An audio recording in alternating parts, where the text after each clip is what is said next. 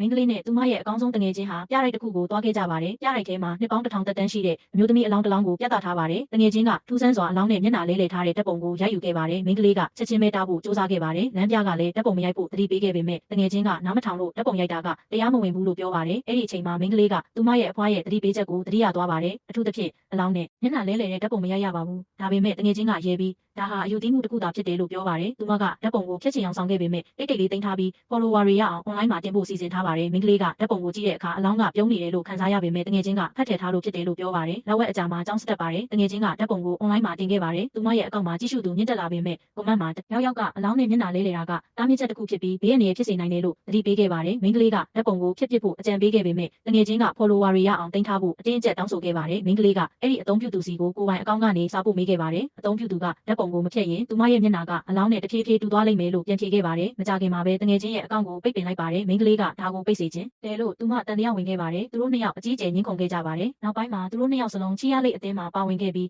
အစားအသောက်နဲ့လေ့ကျင့်ခန်းတွေကိုပြင်းပြင်းထန်ထန်လုပ်ခဲ့ကြပါတယ်။မင်းကလေးကနှစ်ပေါင်ပဲကြားခဲ့ပေမဲ့တငယ်ချင်းကတော့ရက်နှဲငယ်အတွင်းမှာ10ပေါင်ကျသွားခဲ့ပါတယ်။မင်းကလေးကတော့တခုခုမှားနေတယ်လို့ခံစားခဲ့ရပါတယ်။ဒီနေ့မှာမင်းကလေးကပြတိုက်တဲ့ပုံကိုပြန်ကြည့်လိုက်တော့တငယ်ချင်းနဲ့တစ်ထက်တည်းအလောင်းရဲ့မျက်နှာမှာမှဲ့နဲ့တစ်ခုပေါ်လာတာကိုတွေ့လိုက်ရပါတယ်။ online အသုံးပြုသူကသူမရဲ့တငယ်ချင်းဟာအလောင်းအဖြစ်ပြောင်းလဲနေပြီလို့မိန်းကလေးကိုပြောပြခဲ့ပါတယ်။ရက်တန့်ဖို့9ရက်ပဲကျန်တော့တယ်။အဲ့ဒီအချိန်မှာချီရလေးရလက်တွေကိုကြီးညာခဲ့ပါတယ်။တငယ်ချင်းကိုရွေးချယ်ခဲ့ပေမဲ့မိန်းကလေးကိုတော့မရွေးချယ်ခဲ့ပါဘူး။တငယ်ချင်းကသူမကိုလှောင်ပြောင်ခဲ့ပေမဲ့မိန်းကလေးကဓာတ်ပုံကိုပဲဖျက်ဖို့တိုက်တွန်းနေခဲ့ပါတယ်။အလောင်းနဲ့မျက်နှာလဲလှယ်တာကခန္ဓာကိုယ်လဲလှယ်ဖို့ဖိတ်ခေါ်တာနဲ့အတူတူပါပဲလို့သူမကပြောခဲ့ပေမဲ့အားလုံးကရေမောပြီးသူမကအတိတ်ပဲမရှိတဲ့စကားတွေကိုပြောနေတယ်လို့ပြောခဲ့ကြပါတယ်။မိန်းကလေးကမှတ်ချက်တွေကိုပြပြီးတေမင်းရဲ့ကံကြမ္မာကဖြစ်ပေါ်လာပြီလို့ပြောပေမဲ့တငယ်ချင်းကတော့မယုံဘူးတနေ့မှာတငယ်ချင်းကအတန်းဖော်တယောက်နဲ့ရန်ဖြစ်တယ်မမျော်လင့်ပဲအတန်းဖော်ကသူမရဲ့သပင်တစုပ်ကိုဆွဲလိုက်မိတော့ကျွတ်ပါလာတယ်။သူမထိတ်လန့်တကြားနဲ့အဆောင်ကိုပြန်ပြေးသွားတယ်။မိန်းကလေးသပင်တွေကအလောင်းသပင်နဲ့တူနေတာကိုသတိထားမိတယ်။ online သုံးပြုသူကနောက်တစ်ဆင့်က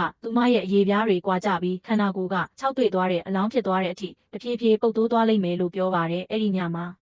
တငယ်ချင်းကပါဆယ်တထုပ်ရောက်လာတယ်။အထဲမှာသပင်အတုတစ်ခုပါတယ်။သပင်ပုံစံပြောင်းချင်လို့ပါလို့ပြောပါတယ်။အခန်းပေါ်ကတငယ်ချင်းရဲ့အုတ်ထုပ်ကလှတယ်လို့ပြောပြီးလက်ကလည်းလှမ်းပြီးချွတ်လိုက်မိတယ်တွေးလိုက်ရတာကြောင့်သူတို့ကိုအံ့အားသင့်စေခဲ့ပါတယ်